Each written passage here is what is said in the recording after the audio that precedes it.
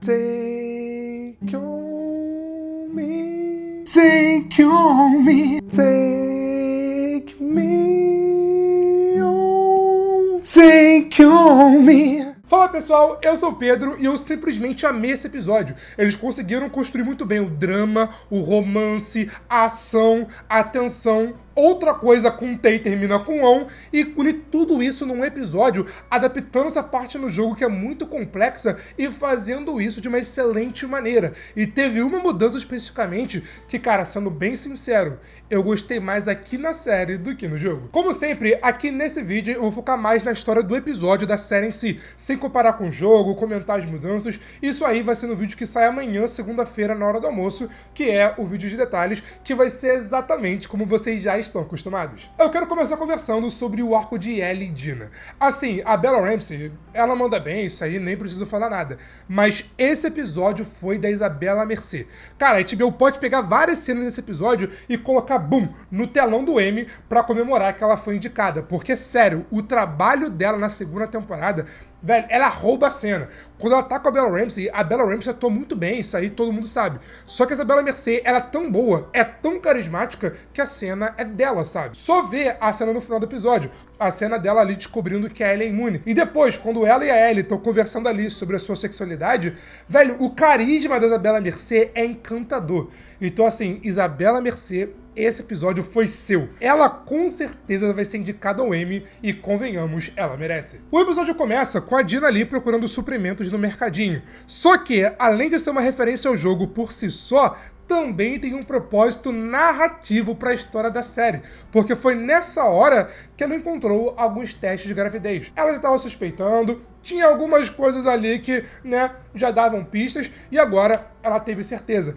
Então, na mesma cena que a série, por si só, faz uma referência ao jogo, também amarra a trama, pra Dina saber que tá grávida e ter, né, aquele bloco de cenas mais à frente. Como o de Jackson até agora, elas passaram muito tempo juntas, agora, no presente, elas estão muito mais à vontade, mais tranquilas uma com a outra, as interações delas são até mais divertidas, sabe? Tanto que, por exemplo, a Ellie mete uma referência a Apollo 1 e a Dina fica tipo, tá bom, né? Se tu tá dizendo, eu confio. E depois, quando elas param ali pra relaxar e descansar, comer alguma coisa, pra de noite, aí sim, invadir a torre de rádio, temos a cena do Take On Me. E essa cena, cara, ela foi linda, parecia uma cutscene de videogame de tão bem feita. E detalhe, aquela cantando não era a Ashley Johnson, não era uma outra cantora, era realmente a Bella Ramsey. E assim, eu não vou comparar com o jogo, falei que eu não ia fazer isso aqui nesse vídeo, mas, sério, essa cena foi emocionante. E reparem na reação da Dina.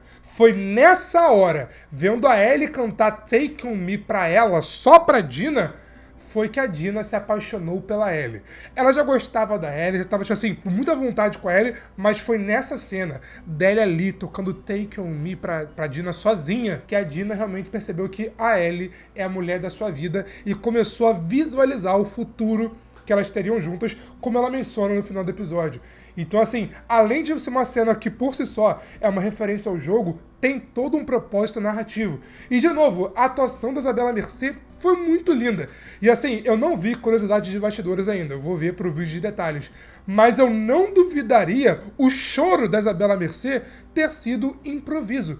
Porque, assim, eu vendo a cena, eu fiquei tocado, eu fiquei tipo assim, pô, cara, realmente é bonito. De noite, quando elas vão pra sessão de TV, eu gostei que a série mostrou de novo no que as duas estão se metendo. Elas foram pra Seattle achando que só seria a Abby e o seu grupo. Logo no começo, tomaram um baque. Elas chegaram na cidade acreditando que estava vazio, mas chegando na estação de rádio, pois é, Dina, vocês não só vão encontrar vários soldados lobos da WLF, como também encontrarão os Serafitas.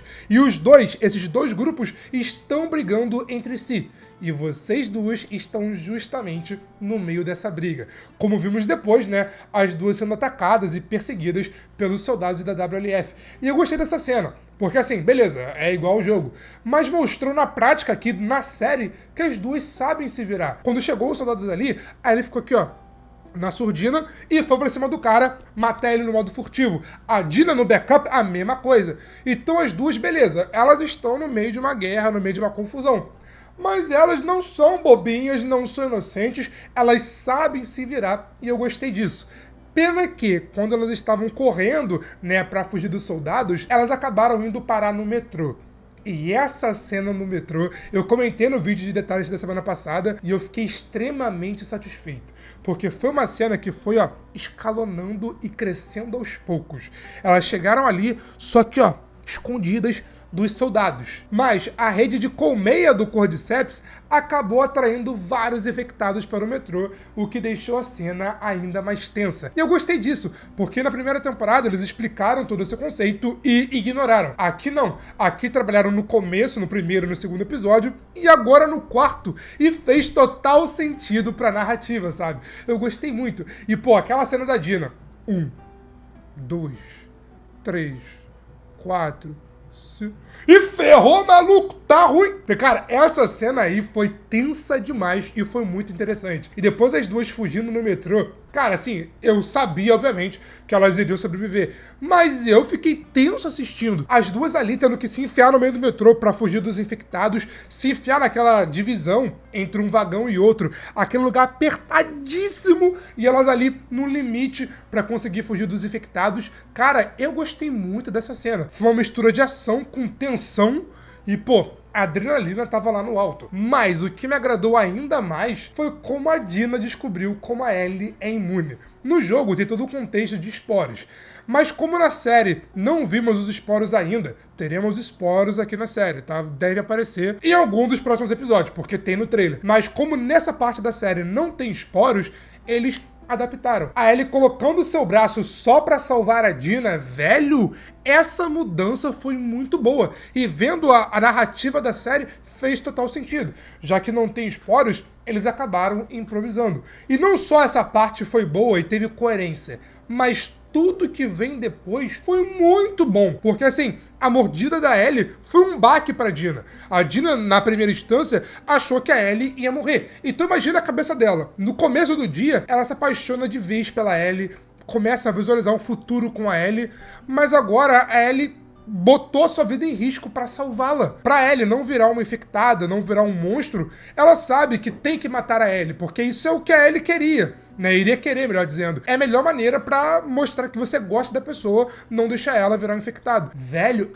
maluco, essa cena foi muito boa. E eu gostei ainda mais que a Dina não acreditou logo de cara. Quando a Ellie falou que era imune, assim, eu no lugar da Dina, eu também não acreditaria. Eu não entendi porque a Ellie não mostrou seus machucados. Tipo assim, olha aqui meu braço, ó. Já foi mordida antes. Não aconteceu nada. Olha aqui a barriga. Já foi mordida antes. Não sei porque ela não mostrou isso. Mas enfim. Então, tipo assim, a Dina, ela não tinha nenhuma prova concreta pra confiar no que a Ellie tava dizendo, sabe? E a justificativa da Ellie foi, olha, espera, eu vou ficar aqui com você, dormir, e eu não vou virar nenhum monstro. Então, não atire em mim. E a Dina confiou e deu tudo certo, né, quando a Ellie acordou. E como ela acordou, né, bem, sem nenhum machucado, e já com a mordida começando a cicatrizar, a Dina percebeu que, cara, realmente a Ellie é imune. Aí ela confessou, olha, eu tô grávida, tá? E foi pra cima com tudo e rolou o ato. E aliás, esse ato aí, eu acho que uma galera vai ficar decepcionada. Porque quando saiu, né, no Twitter, que o episódio foi classificado como pra maiores, porque teria nudez, muita gente achou que a nudez seria justamente o ato da Ellie e da Dina. Na verdade, a nudez foi outra nudez aí, lá, envolvendo o Isaac e a tortura com Serafita. Eu não sei como é que tá a reação da galera quanto à cena da Ellie e Dina, mas eu achei ok, normal. Tipo, eu acho que não precisava e mostrar muito também, até pra preservar as próprias atrizes, né? A Isabela e a Bella Ramsey. Não precisava mostrar mais do que aquilo. Mostrou que as duas fizeram amor, foram felizes juntas, e pra mim o mais importante do que mostrá-las indo mais além é o diálogo que elas têm depois. Então, pra mim, a cena foi boa como foi, sabe? E, de novo, a Ellie, ela sabe muito. Ela conquistou a Dina ali, ó, no violão, na música, e quando chegou no ato, ela foi malandra. Começou aqui, ó, beijinho, foi pra cá e... na cara do gol. Então, olha, de novo, nesse episódio, a Ellie deu uma aula de sedução. Aqui, ó, musiquinha pra conquistar. Na hora que você conquistou aqui, ó, vai aqui que elas adoram. E... então, anota! Mas como eu disse, o mais importante dessa cena toda foi o diálogo posterior da Dina toda felizinha após o ato, após ver que o amor da sua vida não morreu, não virou uma infectada, e se abrindo pra ele. A gente vê a conversa dela sobre sexualidade, sobre a mãe dela não aprovar ela ser bi, sobre como ela enxerga o mundo, sobre o relacionamento dela com o Jesse, sobre como ela pretende seguir a vida adiante, sabe? Tipo, tendo uma vida com a Ellie, tipo, Ellie, o filho delas, que eu não vou falar o nome pra não dar spoiler, e a Dina sendo uma família, e também o Jesse como agregado, ou melhor, como pai, e a Ellie como padrasto, não sei como é que vai funcionar, enfim. E o diálogo foi muito interessante, porque, tipo, foi uma cena pra realmente aproximar as duas, pra firmar que, cara, as duas não estão ali brincando, não são amiguinhas, não são ali, tipo, oh, eu tenho um beijinho outro, não. São realmente parceiras, pra chegar no final. Olha, tá dando merda na cidade, tá tendo briga da WLF, Serafitas, caos pra todo lado. Ok, se tu for, eu vou.